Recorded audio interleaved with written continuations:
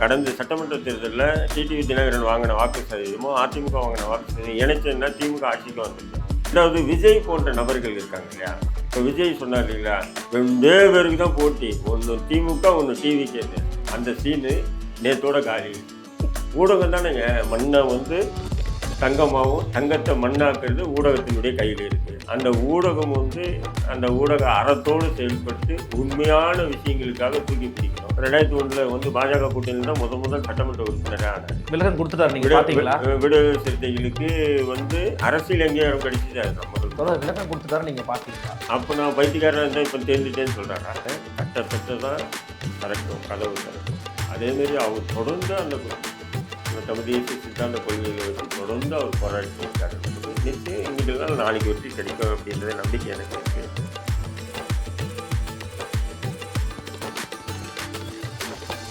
நிம்மதி property management. Contact 7667008999. நலம் தரும் நல்லார் சித்த மருத்துவமனை. இதய நோய், சர்க்கரை நோய், பக்கவாதம், சிறுநீரக பிரச்சனை, தண்டுவடம் மற்றும் மூட்டு பிரச்சனைகளுக்கு மிகச்சிறந்த மருத்துவமனை. கிருஷ்ணகிரி, சென்னை மற்றும் மதுரை. தொடர்புக்கு 8807666117 மற்றும் 8807666118. ஃபோர்த் ஸ்டேட் தமிழ் நேயர்களுக்கு அருள்மொழிவர்மனின் அன்பார்ந்த வணக்கங்கள். இது உங்கள் ஃபோர்த் ஸ்டேட் தமிழ் வழங்கும் பெருதனும் பெருதுகள் நிகழ்ச்சி. இன்றைக்கு நம்முடைய இருந்திருக்கிறார் இந்திய தேசிய லீக் கட்சியின் தலைவர் மரியாதைக்குரிய திரு தடா ரஹீம் அவர்கள். வணக்கம் தோழர். டிடிவி அவர்கள் வந்து எடப்பாடி பழனிசாமி அவர்களை பங்காளி சண்டை தாங்க, பகையாளிலாம் இல்லைங்கன்னு சொல்லி நேற்று ஒரே மண்ணில் ஏறிட்டாரு. இவர் பேரை சொல்ல, இவர் அவர் பேரை சொல்ல மதுராந்தகமே குலுங்குது. அலைன்ஸ் ஜெல் ஆயிடுமா தோழர்? அலைன்ஸு ஜெல் ஆயிடுமா? இல்லை, ஜெல் ஆகுதோ இல்லை, திமுக அள்ளு விட்டு போயிருக்கு. இப்படி சொல்லிட்டீங்க. எதுக்கு திமுக கல்லு விடணும்? ஆமாம், அவங்க வெற்றி, அதாவது இந்த கூட்டணி வெற்றி பெறும்னு நம்ம சொல்ல முடியாது. நம்ம ஜோசிக்காரனே இல்லை கணிச்சு இப்படி வெற்றி பெற்றோன்னு. ஆனால் அவங்க 2 பேர் ஏன்னு சொன்னால், இப்போ கடந்த சட்டமன்ற தேர்தலில் டிடிவி தினகரன் வாங்கின வாக்கு சதவீதமோ அதிமுக வாங்கின வாக்கு சதவீதம் இணைச்சதுன்னா திமுக ஆட்சிக்கு வந்திருக்காரு. ஆமாம், இதுக்கு முன்னாடி வந்து பாஜக அதிமுக கூட்டணியில் பாஜக இணையும் போது கூட சந்தோஷப்பட்ட திமுக டிடிவி தினகரன் இணைஞ்சாருன்ன உடனே டோட்டலாக காலி ஆகும். அதனால தான் இன்றைக்கி சட்டமன்றத்தில் கூட என்னென்னவோ பேசிகிட்டு இருக்காரு பாருங்க. ஓய்வூதியம், இதுக்கு ஓய்வூதியம், அதுக்கு ஓய்வூதியம், அறிக்கையே அறிவிச்சிட்டு இருக்காரு. எங்களுடைய நாங்கள் வந்து சொன்ன வாக்குறுதிகள் எல்லாம் 90% நிறைவேற்றிட்டோம், 100% நிறைவேற்றிட்டோம். என்ன உணர்றாரு பாவம். அது காரணம் என்னென்னா, டிடிவி தினகரனும் இபிஎஸும் சேர்ந்தது உண்மையிலே தூக்கம் போய் இருக்கிறது யாருன்னா திமுக தலைமை தான். அன்னைக்கு வாங்கின ஓட்டு அப்படியே நீங்கள் டிடிவிக்கு இன்னும் இருக்குன்னு நம்புறீங்களா தோழர்? சரி வேண்டாம், 1% குறையிட்டோம், இல்லை 2% குறையிட்டோம். ஏற்கனவே திமுக ஆட்சிக்கு எப்பவுமே ஒரு ஆட்சி இருக்குன்னா அந்த ஆட்சிக்கு எதிராக 1%, 2% மக்கள் இறங்கும். அப்போ அது குட்டி கழிச்சு பாருங்க. ஓகே. ஆக இது வந்து இவங்க தான், அதாவது அதிமுக கூட்டணி தான் ஜெயிக்கும்னு நம்ம ஜோசியெல்லாம் சொல்ல முடியாது. அதே நேரத்தில் திமுகவுக்கு ஒரு விதமான கலக்கத்தை ஏற்படுத்தியிருக்கு. இதை வச்சு திமுக கூட்டணி கட்சிகள் திமுகவுக்கு ஒரு விதமான நெருக்குதல் கொடுக்கும். எனக்கு இவ்வளோ சீட்டு கொடு, இல்லைன்னா நான் போயிடுவேன் சொல்லுவாங்க இல்லையா. அது 2வது விஜய் போன்ற நபர்கள் இருக்காங்க இல்லையா. இப்போ விஜய் சொன்னார் இல்லைங்களா, 2 பேருக்கு தான் போட்டி, ஒன்று திமுக ஒன்று டிவிக்கு. அந்த சீனு நேத்தோட காலி. அப்ப காலியானது திமுகவும் விஜயும் சேர்ந்தா? விஜய் சேர்ந்தாரு சொல்லிட்டே இருந்தா இல்லையா. 2 பேர் நாளைக்கு பணியூர்ல கூட்டம் தோழர். நாளைக்கு பார்க்க தான் போறீங்க விஜயோட ஆட்டத்தை. நீங்க மீடியாக்காரங்க இப்போ இது பண்ணுவீங்களா, ப்ரொமோட் பண்ணுவீங்களா? அவரு கிளம்புறதுலேருந்து வண்டி போறது நான் அதெல்லாம் பண்ண மாட்டேன். இல்லை இல்லை, பேசுனா மட்டும் போடுவேன். இல்லை சக்கரம் எப்படி சுத்துது, சக்கரம் நின்று சுத்துதா நிக்காம சுத்துது. சில பேர் தாப்பால் நடுவில் கேமரா வச்சு தாப்பால். நீங்க இப்படியெல்லாம் ப்ரொமோஷன் பண்ணீங்கன்னா அப்போ அதேமாரி உங்களுக்கு பண்ணாலும் சரி, நீங்கள் ஒரு பெருந்தலைவர், எனக்கு பண்ணாலும் நானும் ஒரு பெருந்தலைவர் தான். ஊடகம் தானேங்க மண்ணை வந்து தங்கமாகவும் தங்கத்தை மண்ணாக்குறது ஊடகத்தினுடைய கையில் இருக்குது. அந்த ஊடகம் வந்து அந்த ஊடக அறத்தோடு செயல்பட்டு உண்மையான விஷயங்களுக்காக தூக்கி பிடிக்கணும். இப்படி மண்ணாங்கட்டியெல்லாம் தூக்கி பிடிச்சி தங்கமாக்கினா அப்புறம் வந்து நாடு வளர்ச்சி அடையலை, மக்கள் முன்னேறலை, மக்களுக்கு கல்வி வேலைவாய்ப்பு கிடைக்கலன்னு ஒப்பாரி வச்சு என்ன பலன்? இல்லை, அப்போது இன்னொரு பக்கம் நீங்கள் சொன்னீங்க திமுக கூட்டணியில் இருக்கவங்களாம் நெருக்கடி கொடுப்பாங்கன்னு. ஒரு விஷயம் உங்களுக்கு ரொம்ப நெருக்கமாக தெரியுங்கிறதுனால கேட்குறேன். நீங்கள் அண்ணன் திருமாவளவனையும் பார்த்துருக்கிறீங்க, ஐயா ராமதாஸையும் பார்த்துருக்கிறீங்க.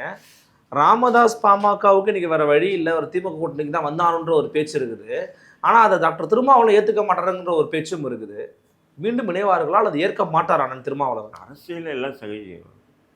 நேற்றைய எதிரி இன்றைய நண்பன் சொல்லிட்டு போயிட்டே இருப்பாங்க. திருமாவளவன் விதிவிலக்கு இல்லையா? ம் அவர் விதிவிலக்கு இல்லையா? அவர் வானத்துக்கு முடிச்ச தேவதூதரா? என்ன சார் சொல்றீங்க? அவரும் சாதாரண ஒரு அரசியல்வாதி தானே. அப்படி இல்ல, பாமக பாஜக இருக்கும் இடத்தில் விசிக இருக்காதுன்னு நேற்று வரைக்கும் சொல்லிக்கிட்டு இருக்காரு. 2001 வந்து பாஜக கூட்டணியில் தான் முதல் சட்டமன்ற உறுப்பினராக ஆனார். விலகம் கொடுத்துட்டாரு. நீங்க பாத்தீங்களா? விடுதலை சிறுத்தைகளுக்கு வந்து அரசியல் அங்கீகாரம் கிடைச்சது அதுதான் முதல் விலகம் கொடுத்துட்டாரு. நீங்க பாத்தீங்களா? அப்போ நான் பைத்தியக்காரன் இருந்தால் இப்போ தெரிஞ்சுட்டேன்னு சொல்றாரா? சொல்லுங்க சார். நான் சொல்ற விலகம் என்னன்னு நான் சொல்றேன். 2001 பாஜக திமுகவோட கூட்டணி வச்சதை யாருக்குமே தெரியாது. யாருக்குமே தெரியாதுங்க. மக்கள் கூட தெரியாதுங்க. அது ஒரு கட்சியே இல்லைங்க. நான் வந்து மங்களூர்ல வந்து போட்டிடும் போது பிஜேபி ஓட்டு இருக்குன்னு தம்பி சீமான் கேட்கிறாரு. மங்களூர்ல ஒரு பிஜேபி காரர் இருப்பா சொல்லு பார்க்கலாம். பிஜேபி காரனே கிடையாது தமிழ்நாட்டில். அவர் ஏதோ போனா போதுன்னு கலைஞர் வந்து அவர் வாய்ப்பு கொடுத்தாரு பிஜேபிக்கு, அவ்வளவுதான். மற்றபடி நான் வந்து ராஜாவே சட்டமன்ற உறுப்பினர் ஆக்கினாங்க திமுக. அந்த நேரத்தில் விடுதலை சிறுத்தையும் திமுகவும் சேர்ந்து ராஜாவை சட்டமன்ற உறுப்பினராக்கி அழகு பார்த்தவங்க. நான் என்ன சொல்கிறேன், பிஜேபி சூப்பர் கட்சின்னு சொல்ல முடியாது என்னால். மோசமான ஒரு பிரிவினைவாத ஒரு மதவாத கட்சி தான், பிற்போக்குத்தனம் உள்ள கட்சி தான் அது. அதே இப்போ அதிமுக தான் முதுகில் சுமத்துதுன்னு சொல்கிறீங்க பார்த்தீங்களா? இல்லைடா, இது முதல்ல நீங்கள் தான் முதுகில் சுமத்தி தமிழ்நாட்டுக்கு அறிமுகப்படுத்தி வச்சிங்கன்ற. நான் யார் வெல்றாங்கன்றது அது நமக்கு தேவையில்லாது. ஆனால் பாஜகவை முதுகில் சுமத்தி தமிழ்நாட்டில் வந்து அறிமுகப்படுத்தி வச்சு சட்டமன்ற பாராளுமன்ற உறுப்பினர்களாக்கி அழகு பார்த்தது திமுக கூட்டணி தான். இது இல்லைன்னு சொல்லி உங்களால் மறுக்க முடியுமா? இதில் என்ன சொல்லுவாங்கன்னா, அன்றைக்கி ஆராசம் சொல்லுவாங்க, நாங்கள் வந்து குறைஞ்சபட்ச செயல் திட்ட ஒரு இதுவை போட்டோம். அந்த குறைஞ்சபட்ச செயல் திட்டத்தில் வந்து குஜராத்தில் முஸ்லீம்களை கொண்டு குவிக்கிற இதெல்லாம் இல்லையா? 2002 நடந்தது. உங்களுடைய அந்த இது இருக்குல்ல ஒப்பந்தம், அந்த ஒப்பந்தத்தில் முஸ்லீம்களுக்கு எதிராக கலவரம் நடந்து முஸ்லீம்களை கொண்டாங்கன்னா இது சேர்க்க மாட்டோம்னு சொல்லி எழுதியிருந்தீங்களா? சொல்லுங்கள். அந்த திட்டத்தில் முஸ்லீம்களை கொலை செய்வதை பற்றி இல்லையா? எங்க திடீர்னு நடந்து போச்சுங்க. அது எப்படிங்க திமுக என்ன ஜோசியக்காரனா அவங்க? சரி, நீங்கள் வாபஸ் வாங்கியிருக்க வேண்டியதானே. நீங்க அன்னைக்கு வாபஸ் வாங்கி அது ஒரு உள்நாட்டு மாநிலத்தில் நடந்த பிரச்சனை அப்படின்னு ஐயா கருணாநிதி சொன்னாரா இல்லையா? நான் என்ன சொல்றேன், அந்த நேரத்தில் திமுக மத்திய அரசு கொடுத்த அந்த ஆதரவு வாபஸ் வாங்கியிருந்தா ஜனாதிபதி ஆட்சி வந்திருக்கும். ஜனாதிபதி ஆட்சி வந்ததுன்னா அங்கே குஜராத்தில் வந்து கவர்னர் ஆட்சி இருந்ததுன்னு சொன்னால் அங்கே சட்டத்தின் அடிப்படையில் அங்கே கலவரங்கள் நிறுத்தப்பட்டிருக்கும். அது மட்டும் இல்லாமல் அந்த கலவரத்துக்கு பிறகு குற்றவாளிகள் அனைவரும் தண்டிக்கப்பட்டிருப்பாங்க, இன்க்ளூடிங் மோடி, அமித்ஷா உட்பட. விட்டா நீங்கள் மோடி அம்சம் வளர்றதுக்கே கருணாநிதி தான் காரணம்னு நீங்கள் போடுது. இது உண்மைதானேங்க. என்னது right party wrong right man இந்த ராங் பார்ட்டி ஐயா வாஜ்பாயின்னு சொன்னவர் தானே. ஆமாம், நல்லி கலவரத்துக்கு மூல காரணம் அவர் தான் சொல்லி சார்ஜ் ஷீட் சொல்லுது, குற்றப்பத்திரிகை சொல்லுது. இது கலைஞருக்கு தெரியாமல சொல்லியிருப்பாரு சார். இந்த திமுகவுடைய பகல் வேஷ அரசியல் வந்து இதுக்கு முன்னாடியோட பேசி இஸ்லாமிய சமூகத்தை ஏமாற்றிருக்கலாம். இனி யாரும் பேசி ஏமாற்ற முடியாது. இல்லை, இப்போ டாக்டர் திருமாவளவன் வந்து டாக்டர் ராமதாஸ் சேர்த்து பாருன்றீங்க வந்தாருன்னா என்ன பண்ணுற, அது சொல்லிடுவாங்க. வந்தாருன்னா வெளியில் போகணும்னு சொல்லுவார் அண்ணன் திருமாவளவன்றதுண்ணா. உங்களுக்கு பார்வை இல்லையா? என்னத்தை சொல்கிறது, நான் அப்படியெல்லாம் தூய்மையானவர் இல்லை. அவரும் ஒரு அரசியல்வாதி தான், அப்படி தான் நீங்கள் பார்க்கணும். அப்படியெல்லாம் பர்ஃபெக்டான ஒரு நபர் திருமாவளவன் இல்லை. அரசியல்வாதி அவர் முழுக்க அவர் ஒருத்தனை பார்க்குறேன்னா அரசியலாக பார்ப்பார், ஒரு இடத்துல போய் பேசுகிறேன்னா அரசியலாக பேசுவார். அப்படி இருக்கும்போது இப்போ இருக்கிற நிலையில் இப்போ அதுக்கு என்ன சொல்லுவார்னா, பாஜக தீய சக்தி தமிழ்நாட்டில் கால் ஊன்றக்கூடாது, அதனால் நான் சில பல சமரசங்களுக்கு ஆளாக வேண்டிய நிலைக்கு தள்ளப்பட்டேன் அப்படின்னு சொல்லிட்டு போயிட்டே இருப்பார். ஓகே, நிறையா ஒரு கேள்வி. மாற்றத்துக்கான மக்களின் மாநாடு என்று அறிவித்து வருகின்ற பிப்ரவரி 21 அறிவித்திருக்கிறார் திரு சீமான் அவர்கள். நீங்கள் அவரோட தொடர்ச்சியாக பல கூட்டங்களை வந்து பங்கேற்கிறீங்க, ஏற்பாடு பண்ணுறீங்க. எப்படி மாற்றம் வந்து மக்கள் ஏற்பாங்க நினைக்கிறீங்களா? அந்த மாநாட்டு பணிகள் எப்படி போய்கிட்டு இருக்கு? நீங்கள் அதில் பங்கெடுப்பீங்களா? இல்லை, தட்ட தான் திறக்கும், கதவு திறக்கும். அதேமாரி அவர் தொடர்ந்து அந்த தமிழ் தேசிய சித்தாந்த கொள்கைகளை வச்சு தொடர்ந்து அவர் போராடிட்டு இருக்கார் என்பது நிச்சயம். இன்றைக்கெல்லாம் நாளைக்கு வெற்றி கிடைக்கும் அப்படின்றத நம்பிக்கை எனக்கு இருக்குது.